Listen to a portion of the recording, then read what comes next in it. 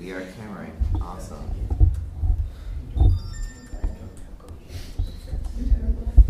Okay, so we have our original table that we had from our first homework, which is still ID.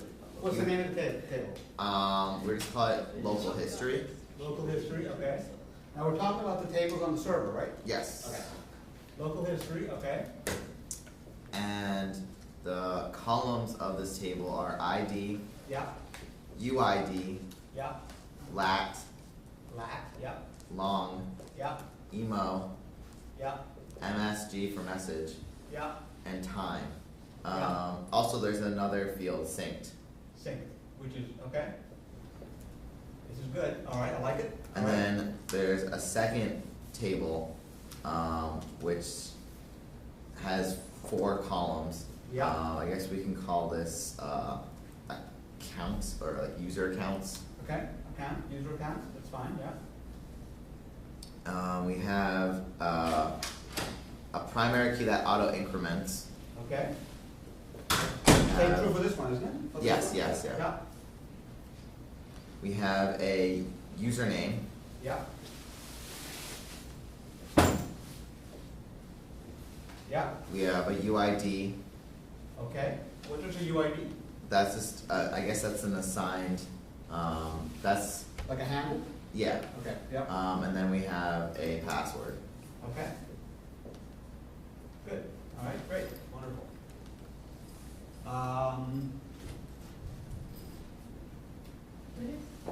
Sorry, say what?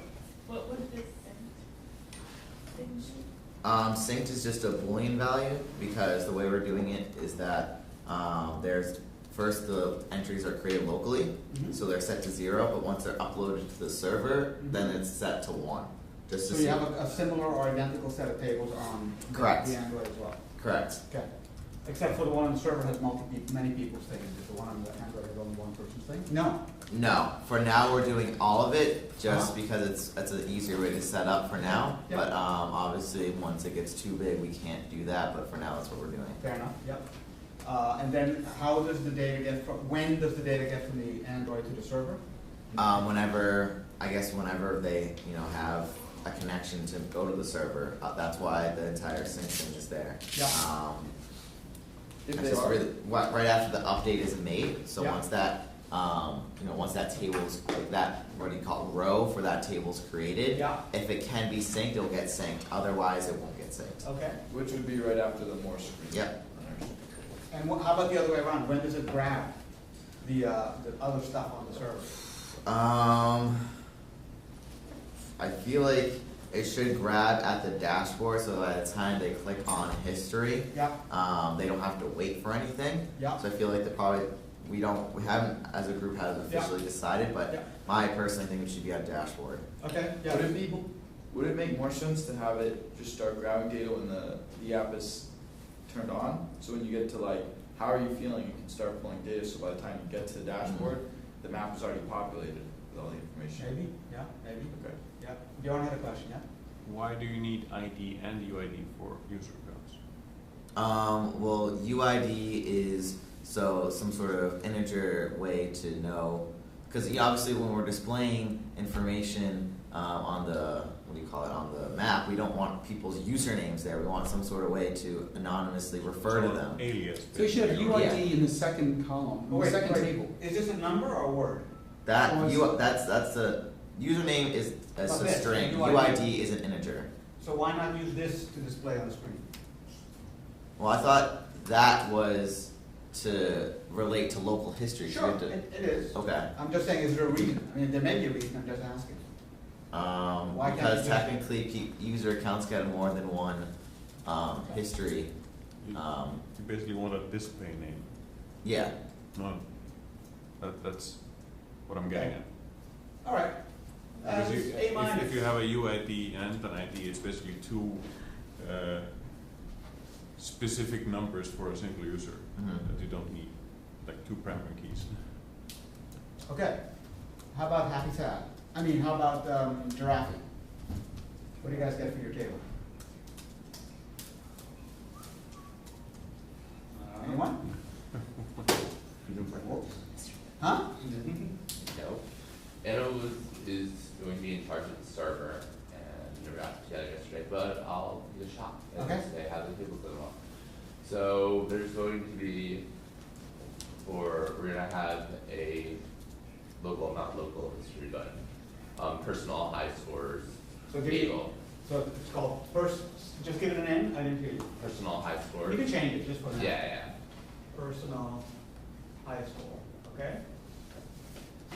Yeah, And so you're gonna have a user ID yeah, similar to there, yes. And then there's going to be, I was gonna say the level, there's no table for each level, so I guess. If you have like a subset of tables where you have like a level, Mhm. and then from there it points to a different table, and then has like the same data for each one. you could, but it's probably not a great idea. So are you Yeah. making this up right now, or did you Yeah. guys come up with something? I mean, we have a basic layout, but I don't know exactly how it would work with table format. Okay, well, I think I'm going to retract my instant grading because it was unpleasant. Yeah. Anna, do you know about our table? Yeah. There's that blog post here, She's the network go-to man, tables. even though she's not Woman. man. Go ahead. We just have the one table. Okay, what is it? It's user, Yeah, is a column, yeah, and then a name, yeah, date, like the date of the score, yeah. and then the type of, like, all the types of scores, so it would be highest combo, So, highest combo, the highest number of deaths. I mean, we haven't 100% decided which ones are gonna be it. okay.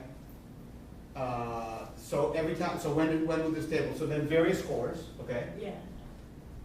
which are a fixed number of types of scores, with different levels may have different kinds of scores, or not? Or it's always the same, how many? It would always be the same types. Okay, scores, that's good, and then what else? I think that's it. Okay, and when would that be updated? Anytime that a player does a full run of the game. Okay. A player does a full run per game. And so it gets updated. Does the Android have a local copy of this table, or is it just on the server? Oh yeah, I would have a local copy for the user itself. For the not user, the- the same user? And what about all these different top 10 and all that sort of stuff? How are we gonna do that? Just like use queries to just Yeah. make tables with just, so it would just say like all the, like the top 10 for, it would just take out from each column. Okay, and so, the user name, the user is a number, or is that when you said you had the user and name? Yeah, these would be a number, and the name would be something that the person would choose, so I guess Okay. it could be also. But so if the user had many scores, they would have many different numbers, which is, okay. In other words, if this number here, is this number 3 is Peter, number 3 is Anna, or what is it? Number 3 is Peter, number 3 is Peter, number 3 is Peter, number 4 is Anna? Or is it every row has a different number?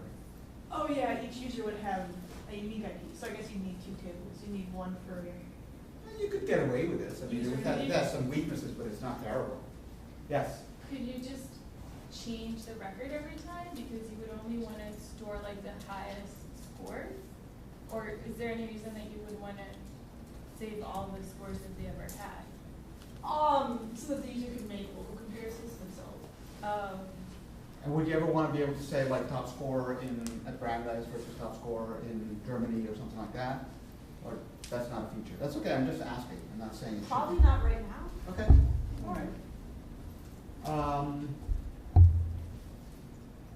I think it holds up. Okay, the grades go back. Anna saves the day. Yeah, Anna. Excellent, okay, good. All right, and let's do the last one now, which I know, but I'll still pretend not to know. And I will recuse myself from grading. So this is actually just scores. It's a score table, one table.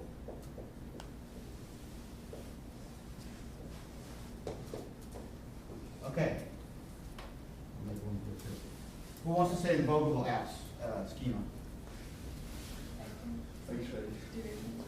So we have a whole bunch of tables, Okay. because we're cool like that. So That's how we roll. we have the user table, so that's going to have their, like the email, I guess, with which they log in, Yeah, and that's their identifier. And then they're each going to have,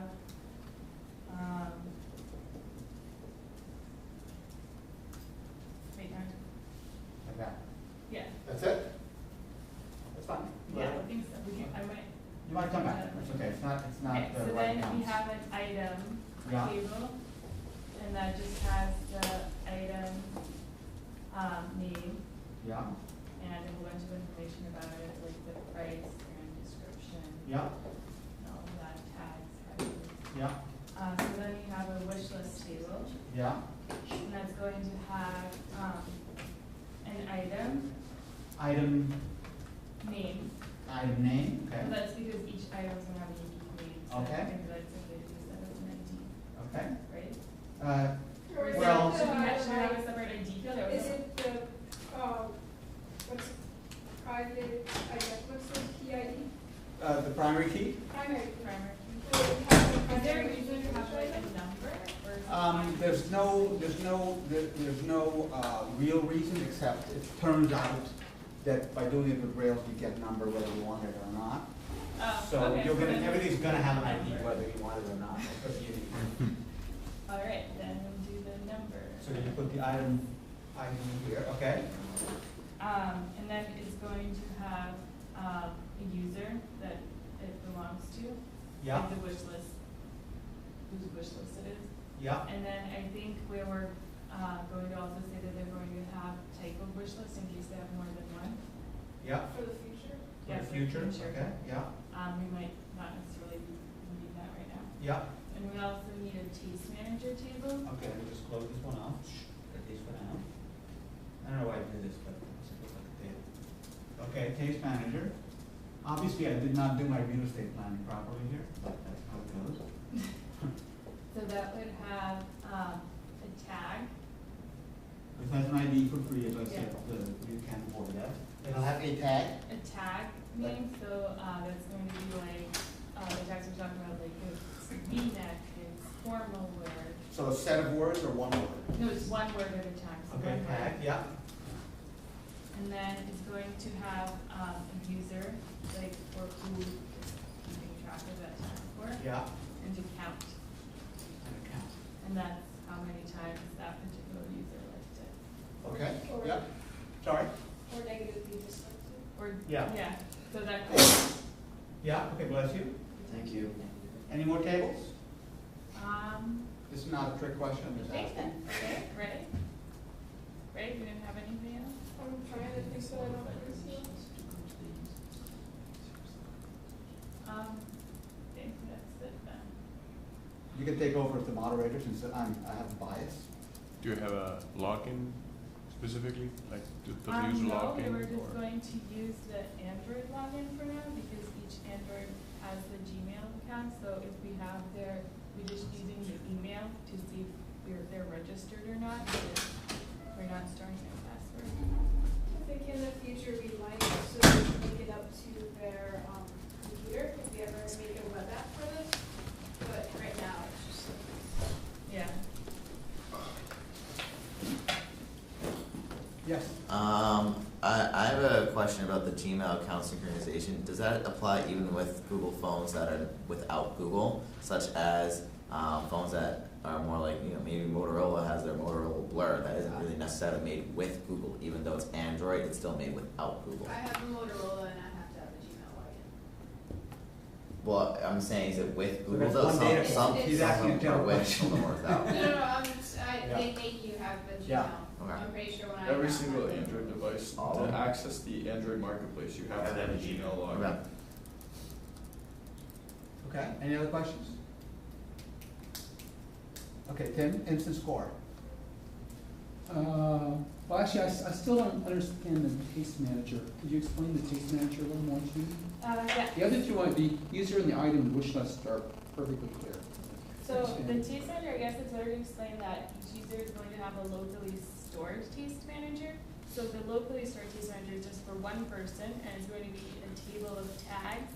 And each time they like or dislike something, it increases the score for each tag. So if you are looking at an item that you can describe with words like it's purple, it's formal wear, and it's, I don't know, what's another tag we could have, and it's lacy, then and you like it, that means that in that table, each score for those 3 tags is So going to be purple, increased lacy, by 1. and those things, that tag, that count would go up by 1 Yeah, for that user? But Yeah. then where does the lacy and all that, where do the tags appear? Oh, is that in the item, in the info? Is yeah, that and what it that's, is? each item in the info has tags in it. And do you have one of those for every, For every user. I know, but so But- info is how many columns? Is it got like 50 columns, one for each possible tag? It's an array of tags. It's like an item will have a couple of tags, things that describe it. So it'll be like an array of strings that describe it. So what test manager does is if you like an item that has those tags, it goes to the test manager, which manages the tests of things, your test of items, looks for those tags and it increases their counts. So like if you like something. I mean, I guess I'm just saying is that if you want to have, this will work fine if you've got a fixed set of tags, 10 tags or something. But if you want to be able to expand the tags dynamically, maybe there's a new thing that comes in, kakui or something that comes, sweeps the fashion world. You want to know where it is, then you'd have to then update all those tables. So maybe you want to have another tag table that gives, so that you can have, Which table would see, you have the wish do list. Wish list matches users and items, right? And the taste manager matches users and tags and Yeah. counts. So if there was a new tag, it would be just a new row. So then, items. I think you might want to have another one that matches items and tags. Oh, okay, I see. Just one more table to match. So I would give it A minus because of. It's Okay. difficult because You see what I'm usually saying? Yeah, I think so. with only the item table you'd have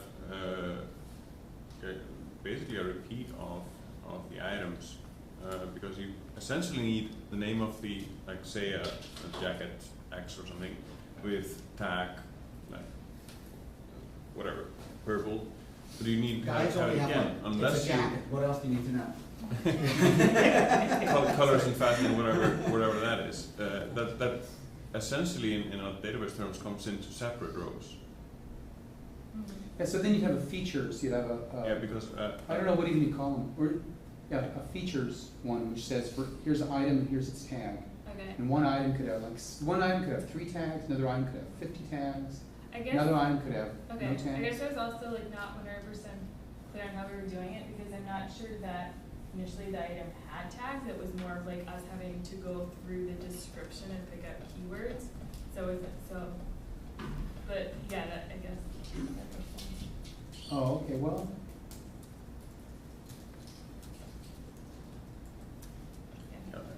as I said, otherwise the problem is that you have an array as an entry into a database row, Could which you is have just the wrong way to do it. just columns? I guess the way I actually envisioned it was like the item having a lot of columns, and you would put like either 0 or 1 for the tag if it has it or not.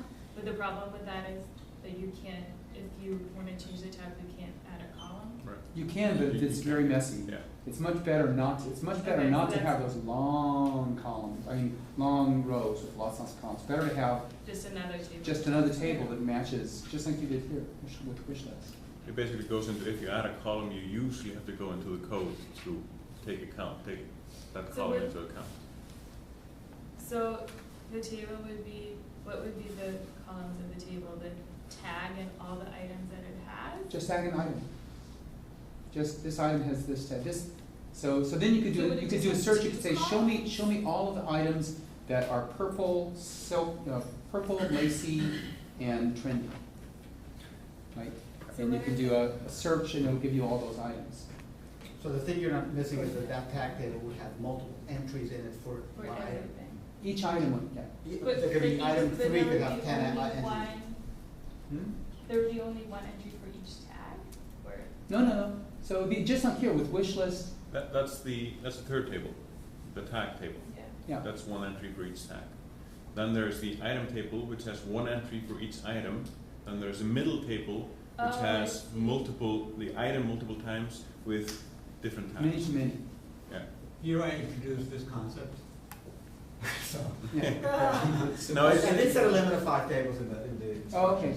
But anyway. Yes? I have another question in terms of privacy concerns when it comes to using non-Google sponsored apps with your Google account. Yeah. How do you make sure, like how would the user be reassured that the application is not harvesting their Google account? Then we talked about that actually, and it's a good question.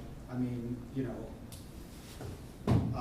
because the assumption that a user would make is what you're making, that somehow, but we never collect the email address from the user, so that may be the one thing, they will not even, may not even occur to them.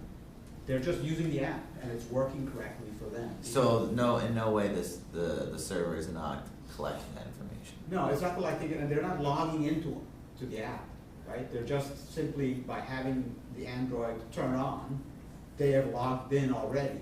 The password has been given to Android, not to. But for like the web service, for example, how would that work? If you're using the website, Yeah, and how would you log in? okay, that would be unsolved problem, yeah, unsolved problem, Yeah. right. Then, because we wouldn't want to be collecting the password ourselves, ever. You can have just generate a random number as a password. Yeah, you could, but you could also, I Yeah. mean, once you get that far, there's a way to actually Yeah. use the Google login as a login. And the people are used to for other sites, so you're just. But use then that. we would have to just store their password, wouldn't we? No, if you, no, on the website, I just don't- so on the website, there's a technique that Google, just like the way you tie an application to Each one would have Facebook its without own- ever Yeah, telling so them it after could be- Facebook, the Okay. same thing. Oh, okay. How's that work? Huh? How's that work? How's that work? Yeah. It's pretty complicated, but what actually happens is that, there's a particular protocol where, let's say I have Vogable wants to be tied to Facebook. There's a particular sequence that ends up referring the login, it's actually displayed by the Facebook website. Facebook website is the only one that collects the password, and it generates a magic, 128 byte number, which says this person is legitimately connected, and that number is returned to the Vogable app, let's say, and that's all it stores. And you can't do anything with that number other than establish the connection between So it's like Facebook a public key kind of thing? It's kind of that, but it's associated not with the person, but with the application and the person. So this magic number, this key, all you can do with it is to exchange data between, in this hypothesis, between the Vogable app and Facebook for this user. That's it. You can't do anything else with it. And so that way, Facebook guarantees that the password never was entered at the Vogable app, and so there's no way anything bad can come of it. That's the same way you tie applications to Twitter and so on. It's this new protocol called OAuth, O-A-U-T-H, which is used exactly for this, and everybody's following it now because it's more secure than what people used to do before, which is actually trying to save the password or something like that. Now the password never leaves Facebook or Google, and the token or the key that the app gets can only use for one purpose. That's all cryptographically ensured. It's actually a little bit sneaky though, because if you're writing the application, and you have the code for the browser, so you can have the browser actually steal the keystrokes. Absolutely. So And it's, you could also phish. I mean, you could make it look like it's the Facebook page, but it's not, right? And the user really doesn't have a good way to tell for sure. yeah. So there's always, wheels within wheels with these things. Okay, great. Okay, so Tim, did you do the instant grade of this? A minus. It's A minus. It's like a 5-year-old birthday party. Yeah. Everybody gets a prize. Okay. All right. What? It's like a 5-year-old birthday. You don't know the reference? No. When 5-year-olds have a birthday party, everybody gets a prize. It's a They have a good competition, probably with your young sailboats. Yeah, absolutely. Everybody gets a little wristband or something, right? Can't Silly lie. bands. Yeah, exactly. $4 billion. Where the heck is this thing? It's crazy. All right. Giraffe should get silly bands. Giraffe bands. Giraffe bands. Marketing. What a marketing campaign. Marketing, yeah. Okay, so we're going to just pick up where we left off yesterday. I'm going to do a brief replay of the last part of yesterday's lecture. What is REST? So, and I drew a diagram here, which I'm going to use in a minute, but the idea with REST is it takes the concept that was originally invented by Tim Berners-Lee of the URI, which stood for Universal Resource Indicator? State, oh no, oh yeah. URI, I don't know what the I stands for. That said that this part was the server, this part was the protocol, but everything after the name of the server was kind of an address of a resource. It says here, there's a resource on this server, this is its address, this is its path, this is where you can find it, and that basically what the protocols are about sending and receiving representations of a resource, not the resource itself, but a representation of the resource in one language or another, back and forth between the client and the server. That was the principle, and that's the principle that web browsers work with. You're asking for representation. Vocable.com's user number 1, you're getting back a picture of the user and their name, birthday, and everything else. It's a representation, it's not really the user. So the HTTP model is now mapped to sending information not as visually interesting HTML, but as data. So we have the 4 key verbs for HTTP, starting with get, which is the most common, that says, get me the representation of user number 1 in a format, but I'm going to tell you now, I want HTML, or I want XML, or I want JSON, or I want something else. So they take the same concept and broaden it a little bit to say, instead of sending back and forth information about a user, a resource in a visual form to be rendered in a browser, I'm going to send it back and forth in a data structure that can be used by a programmer. So the 4 verbs are get, which is get it for me, put, which says I have a new value for this resource in its entirety, not just a bit of it, in its entirety, and I want to store it, I'm putting it. That's the second one. Then there's post, sorry. Then there's post, which is I have not a new value for the entire resource, but I have something else that I want to store on the server that relates to this resource. It could be a new value for a field of the resource. It could be a resource which is not as cleanly mapped to a real-world object, like a real-world object to the user, that's pretty clear. But it could be a resource that says log out. How do you log out with REST? Well, you can actually extend the idea by doing a post of a value to an imaginary resource called a logged in state and send it a false, and the server will interpret that as opposed to be log out. That's just a made-up example. So post is for other things than just grabbing and returning values of whole resources. And then delete says, I want the server to delete whatever it's got stored about this resource. If it can't find this resource, it gets a 404. Okay, that makes sense? Now, question. Yes? I thought the difference between get and post was that, Put and post? or, no, get and post, was Yeah. that get, when you send it, it shows you the values in the URL, and post doesn't. No. That may be a difference, but that's not critical. I mean, I think what you're thinking about is that oftentimes people put additional information after a question mark that act as parameters, and they use a get because it's just easy. But in that scenario, they're kind of perverting, which is fine, the purity of REST. In other words, the idea of getting really should not ever store information.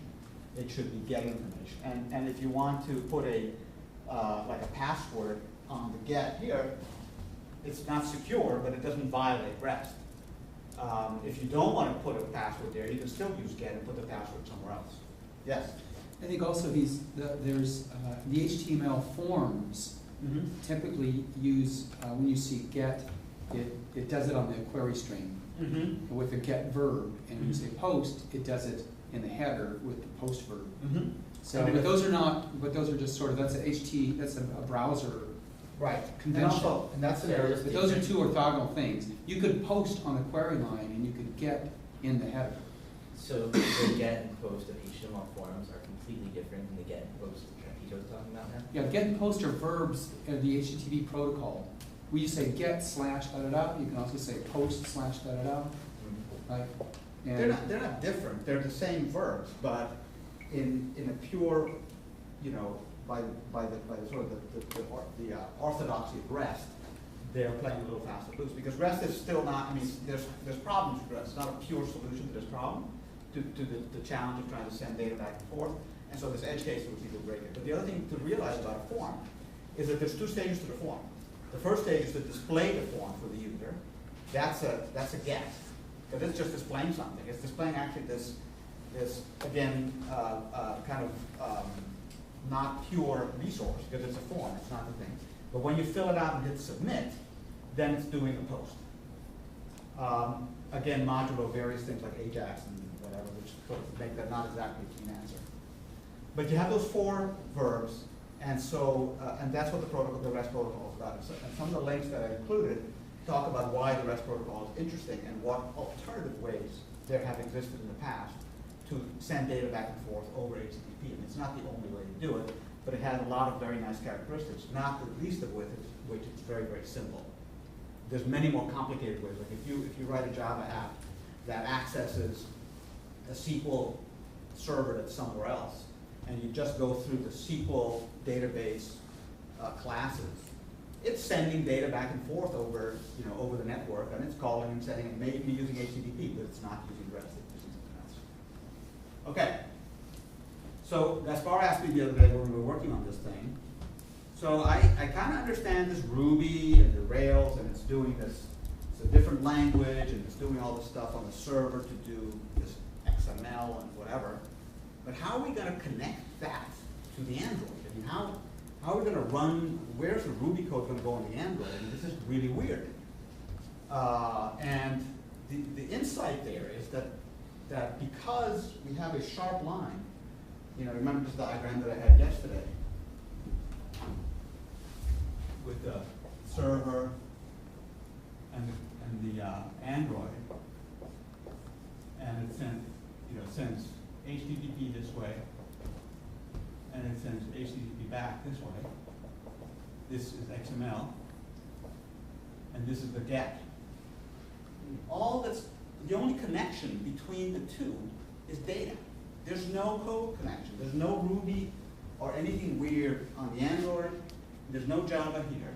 In fact, the Android has no way of telling, and you have no way of telling, whether the Vogable app or whatever your web service is that you're going to build on a server, you have no way of telling what it's written in. Because all you're getting from the server is a bit of XML, and all you're sending to the server is a bit of XML. That's just data.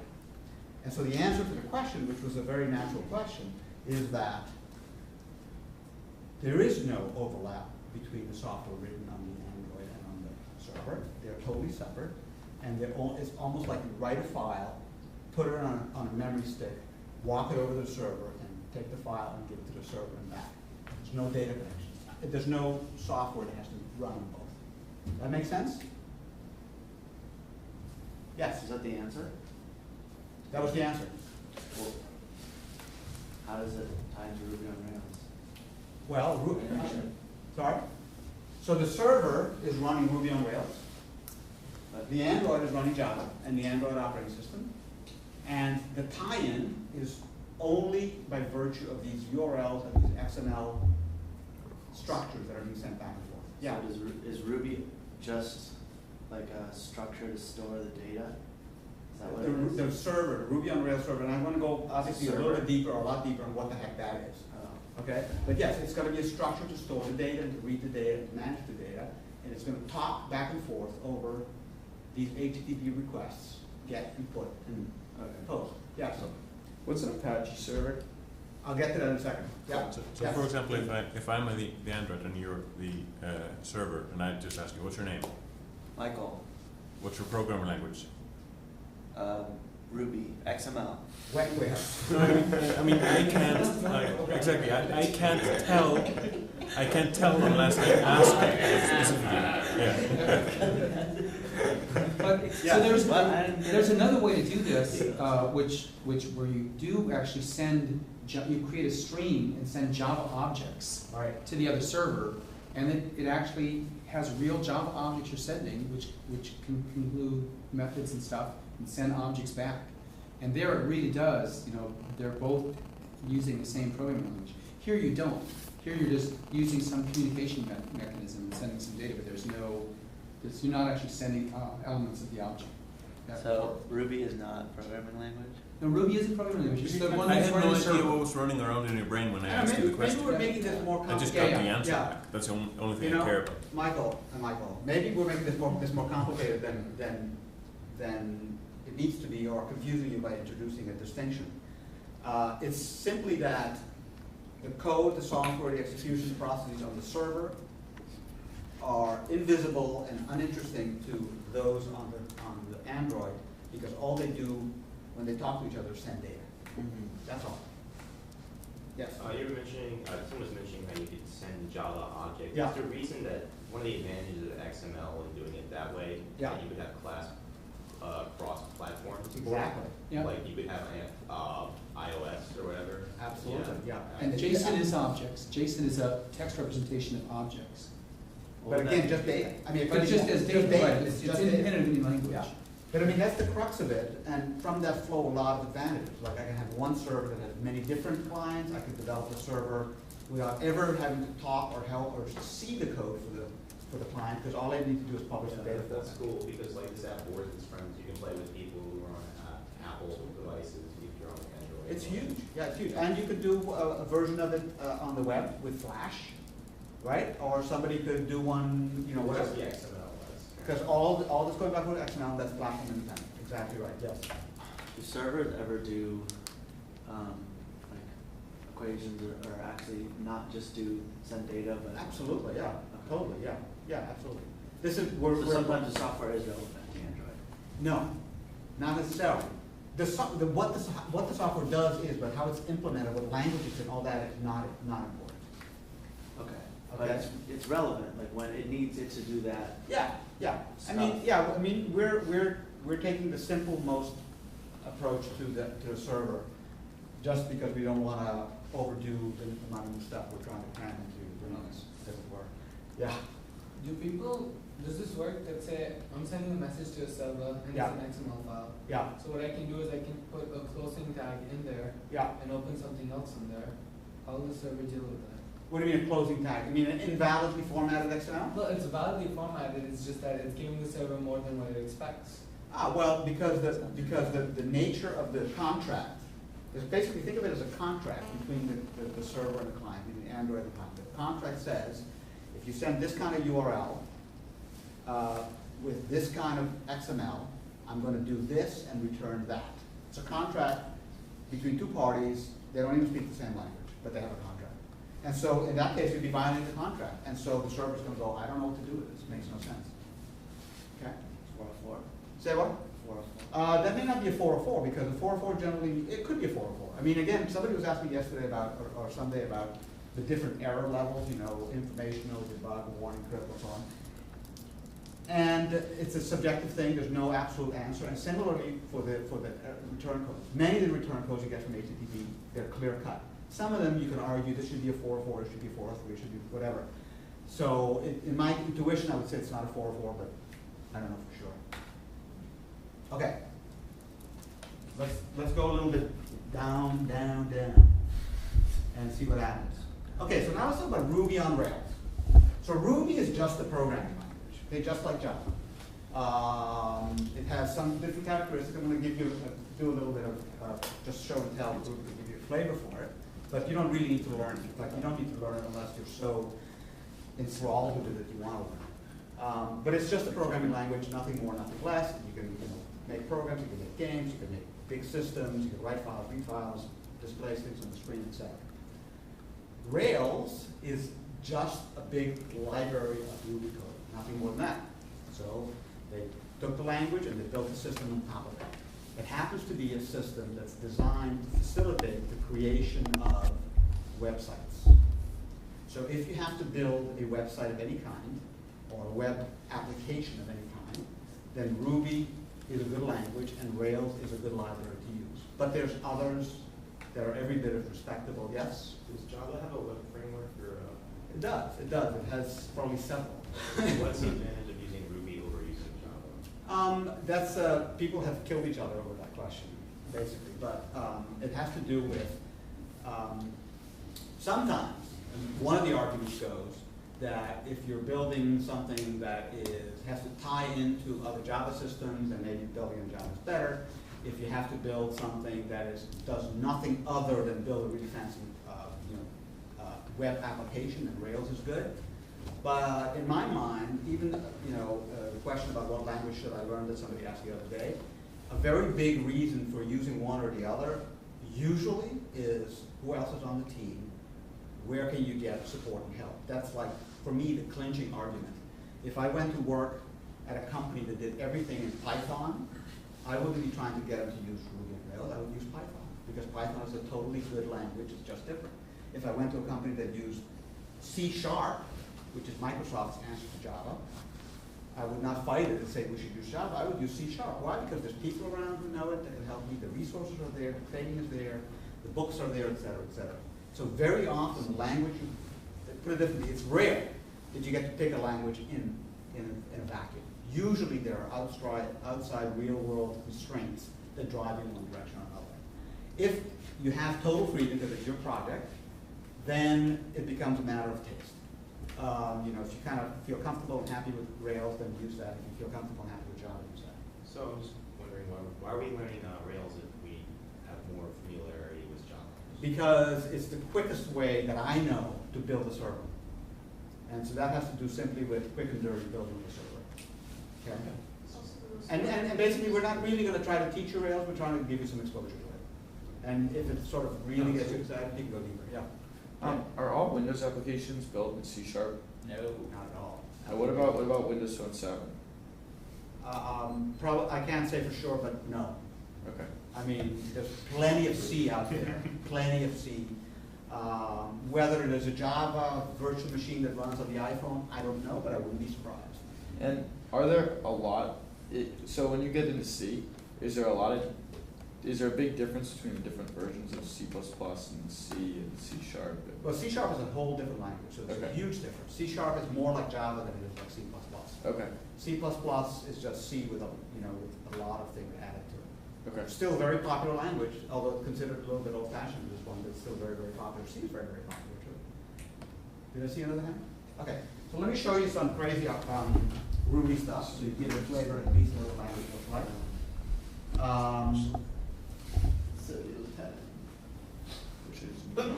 This is not meant to teach you Ruby, just to sort of give you an idea what it looks like, okay? Can you guys see the screen? Let me make it bigger. In Word too. What's that? In Word as well. No, that doesn't really matter. Yeah, like that. Flashing. Flashing. Okay, I'll make it bigger. So one thing that's cool about, right off the bat, that's cool about Ruby is that there's an interactive environment. In other words, I can go into interactive Ruby and type 1 + 1, and it tells me 2. Nice. So the statement 1 + 1 in Ruby returns the value 2. Yes? Imagine doing that in Java. How did you get Ruby running? I just typed IRB. How did you install it? Or did you see me type IRB? Here. Yeah, there is. That means interactive Ruby? Yes. So do you already have it on your system? I'm sorry? Is that already on your system? Yeah. If you have a Mac, it's already on your server. I forget what you have. But it's pretty easy to install if you want. Yeah. Is there a compiler for Ruby? No, it's interesting. I mean, I was thinking about that question because I don't know what the official technical definition is. Because Ruby is considered a scripting language or an interpreted language or whatever you want to call it. But there's actually obviously a compiler in it that's converting it to some intermediate code that's being executed. That's what Java does too, an intermediate code that gets executed. So, and neither one compiles to machine language, okay? So it's a gray area, but there's no compiler in the sense that there's no compile step that you as the programmer has to undergo. So if I did this in Windows, I'd have to use the command line to run it. No, well, you could write, I'm doing this interactively, but you can write a program in a text editor and then submit it to, you just say Ruby space the command, or double click it on the desktop and run it. I'm sure you can get it running through PowerShell. I'm sure they have support for it. Yeah, I mean, there's actually, there's Ruby installs for Windows. For Yeah, sure. yeah. I'm just saying more like interactive with like a Yeah. terminal-based application. I'm sure there's a version of IRB that runs in Windows. Okay, so you type, so there's the beginning, right? 1 plus 1 is 2. I can say put s hello world, and it writes the string hello world. Very easy, okay? But here's the funny thing. I can say a equals 1, and I just assign the value 1 to the variable a. I never had to declare it. There's no integer a. So cool. Okay, so I can just say, but here's the even crazier thing. Say a equals hello world. Now a is equal to hello world. So there's no type declaration to a variable. Variables just point to objects, which is very different from Java, right? Notice no semicolon. Isn't that great? Awesome. Wait, can you just explain that real quick once again? What part? The whole thing? Yeah. So you type IRB, no. So in Java, I would have to do integer a equals 1. Sure. To have a legal statement. Yep. In Ruby, I can say Mike equals 100. And I just created a variable called Mike equal to 100. See here? And that, it just knows that Mike is equal to an integer? It knows that the value stored in Mike is an integer. But it doesn't give a type. So everything type to is it. an object. And even numbers are objects, and they have types. You can do 100 dot. So variables don't have a type. Variables can store anything, any object. Oh. That's actually so really that cool. a number equals a different number? There are, but not declared. In other words, I can say Mike equals 1, oops, well, that's fine, equals 100, and now that's what it's equal to. But then I can change my mind and say, no, actually it's equal to X. So it recognizes them, but it won't declare them. It'll just Exactly. decide whether it should be a float or. Right, exactly. Now, the other crazy thing is that method calls or function calls don't need parentheses. So when I said put s Mike, that's actually a method called put s. So actually this was shorthand for this. So again, you don't need to put parentheses. You can just type the word and Wait, what is When put? Which do is a we method declare a call. method? Say what? When do we declare a method? How do you declare a method? Yeah, I see when you did Oh, that. print. Oh, because puts is a built-in method, so I have to declare it. Why is it saying nil? Oh, It's a put print this, Uh, put this string, Turning put it. this string. Print it, Put On it- the on the line, on the console. Okay, Okay? but not storing it. it's on. No, yeah, exactly. Nothing's, I mean, if I exit this, it's all gone. So now, let me go and say u equals 1, 2, 3. Now use an array of 3 things. So I can say u sub 0 to get the 0 thing. I can say u sub 1. I can say u plus u, which concatenates the 2 arrays into all long ones. I can say, I think I can say u times 2, u times 10. So it's taking that array and just concatenating it 10 times. Wow. Makes Java look so stupid. How what? It makes Java look so stupid. Yes. This is like better scheme. This is Python as well. Is there similarity, what's the, Python Scheme is also Python does this dynamically too. typed, it Really? just has all parentheses. so can you, is that? So Quit the how- program. If you look at summary of Scheme and Ruby, where are they similar, where are they different? Ruby has more libraries and more primitives. Mhm. Scheme is a much smaller language. Uh-huh. And Scheme, they both have There's no brackets? first order functions, I'm sure it. but Scheme's got call CC, which I don't think Ruby What's called has. CC? It's a very general mechanism for go-to. You know, it's like encapsulates try-catch. I see. You just, yeah.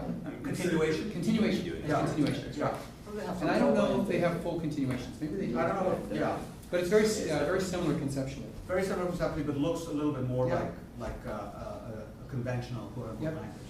And how does this compare to Python? I'm sorry, you To mumbled. Python?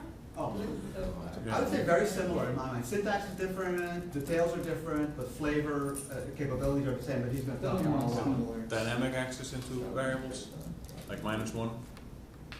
Say what again? No, dynamic access into arrays, like -1. What do you mean dynamic? Do you have- Make it a sentence. It's like u -1, Yeah. Which means last element. last element of u. Oh. So, and I can say UU equals U times 3 or times 10, like I did before. Now UU is equal to that, right? So far so good. I can say UU minus 1. I can say UU from 10 through minus 1. Wait, what's minus one? Last. From the last element. And So the that went array? from the 10th element to the last that element. was three. That only works for arrays. Right? I'm sorry? Yeah. That only works for arrays, right? Well, it's interesting that you can do operator overloading. So you can actually write a method for any class we have that implements the brackets. So I think, let me just see here. -2 for next last element, etc. Any? See this? So actually incorrect. It works with other things. So A, B, C, D, E, F, which is a strings Yeah. with 5 letters. The second letter, third letter, C. Oh, so it's just it's grabbing it? Yeah, it's just returning. So let's do one. Let's go a little further. I had a list of things I want to mention. No, okay, eval. So I can say eval puts 1, 2, 3. When I do it, I get a number. Yeah, I get the Unicode. Say what? When I do like. Because you're running Ruby 1.9, where they changed that, I think. Or no, you're running 1.8. I'm running 1.9. That was one of the few subtle differences. But here's the thing. You see here, I said eval puts 1, 2, 3. So I said evaluate this as a statement. But here's the funny thing I can do. Statement equals puts one. So now a variable called statement, right? It's got a value called that, right? So far so good. I can say eval statement, and it'll execute whatever statement is stored in that variable as a string. Crazy? So that's very dangerous but very powerful. Here's another. So let's do a class just to show you one last thing. Class. You bring it up. Oh, okay. Class. I'm going to type this right here. Reader. Define. Hello, which is a method in this class. Puts hello everybody. N. So I've created a class called reader. It has one method, right? So I can say I equals reader dot new. I've created I is not a value, but is an instance of the class reader. I can say I dot hello, and I'll call that method. That says hello everybody. Make sense? Sorry? I don't get the new part. Oh, that's the equivalent of saying in Java I equals new reader. So end is like the equivalent of like an end parentheses, like an end Yes, bracket. and I'm sorry, yeah, instead of curly, there's class reader and end. That's so cool. Okay? But now here's another wacky, sorry, go ahead. Since it's done like a terminal, what if you screw up? How do you undo? Oh, this is just for experimenting. What you do typically is this. You know, I can take, so I can say your class reader, define hello, puts hello everyone, and, oops, it doesn't know that it's RB file, so let me just tell it's an RB file. Okay, and now I can say I equals reader dot new, I dot hello, save it, run it. Cool, hello everyone. Okay, so if you don't do it in the terminal, you can't get it running while you code it. Right. The term you take. I mean, usually this is used for experimenting to see, oh, how did this work again? I forgot how it worked. You can just type it. Like the other day I was struggling with Gaspar about that -1. I couldn't remember how to use it anymore. So we just went into this and messed around with it until we got it to work. Okay. Okay. And if you have errors, it wouldn't work. Pardon me? If you had errors, would it work or wouldn't work, depending on what you're asking? If it errors, I mean, if I do something wrong. Yeah, if you do something wrong in another part of your program, Yeah. does it affect you checking other stuff in the terminal? Yeah, it'll just show up as an error message and if appropriate with the stack trace. Yeah. Couple of things, iterating Yeah. first. So, what's it called, so I can say u dot each, and I'll actually, let me just add it here, it's showing up. Puts the next value is from x from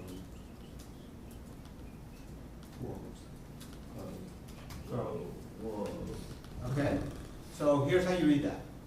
For the array, for the thing called u, walk through each of its members, and for each member at a time, call it x for this moment, and write the string, the next value is x. Got it?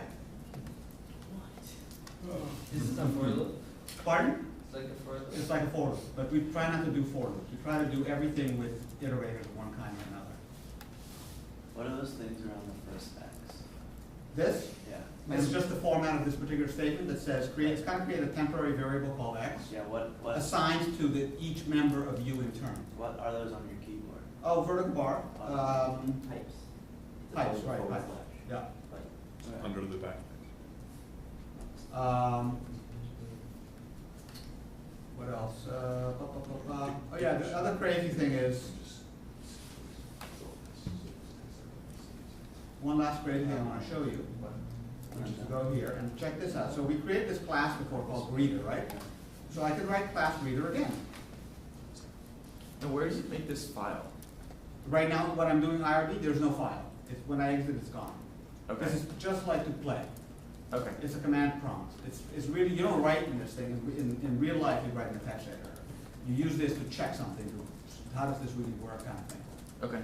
So here's class greeter again, which I declared up here. I'm declaring it again.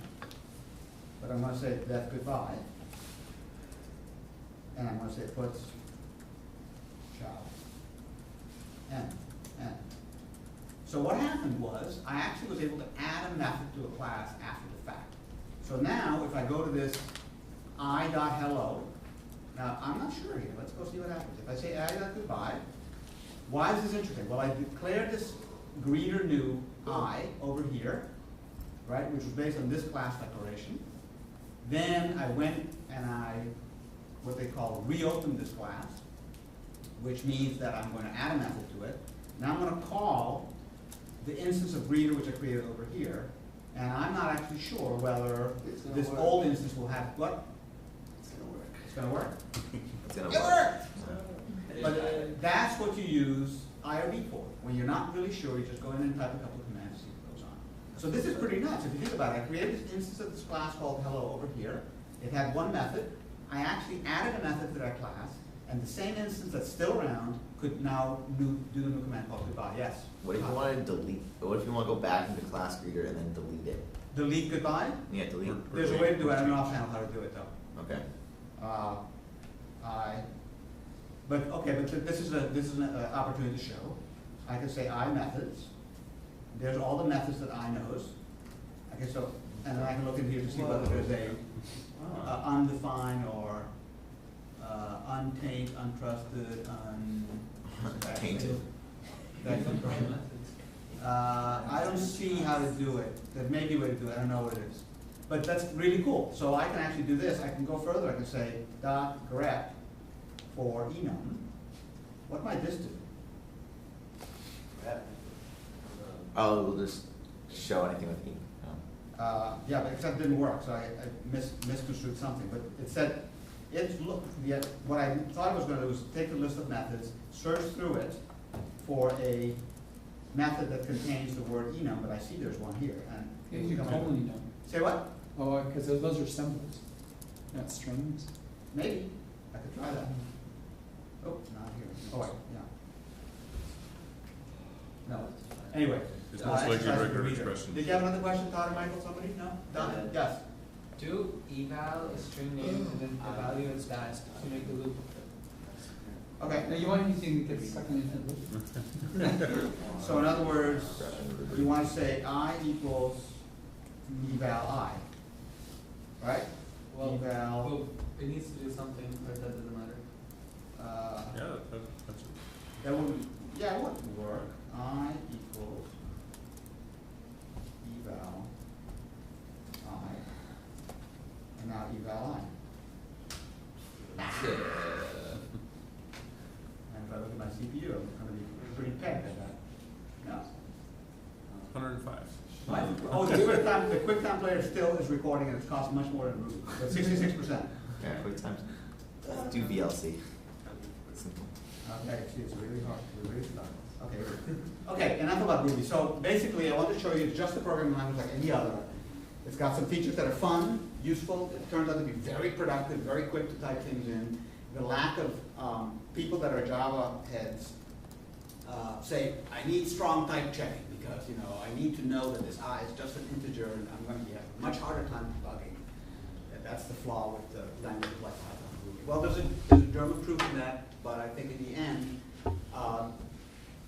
as a programmer, you learn to accommodate that and it works well. The other thing that happens is because I, the variable I, or any variable, does not have a set data type, when you're in something like Eclipse, it can't just give you the list of all the methods that you can call on I because it doesn't know until runtime what I is going to store. It can store a string today and an array tomorrow. So that's one of the big differences is variables just store values, and the values can be of any class. Yes? So does Ruby have a program similar to Java's Eclipse, or? Eclipse itself supports Ruby. I do Ruby programming in Eclipse all the time, every day. Eclipse is written in Java. It's still written in Java. It's just that Eclipse can support a gazillion languages. That's the beauty of it. Do you have to have plugins? Yeah. Yeah, there's a plugin. Yeah, but it's a free plugin. Look at Aptana Rails. Very nice. Yes. I was wondering if you could show making a method a parameter.